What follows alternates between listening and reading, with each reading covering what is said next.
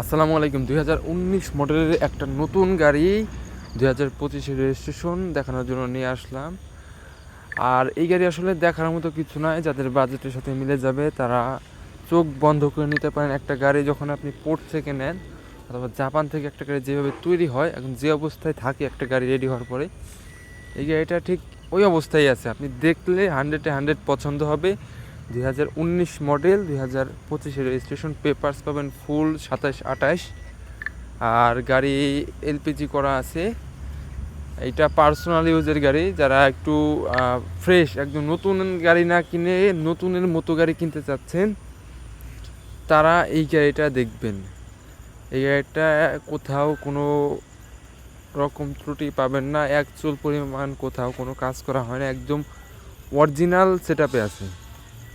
একটা গাড়ি রেডি হওয়ার পরে জাপান থেকে যেভাবে থাকে এই গাড়িটা ঠিক সেইভাবেই আছে।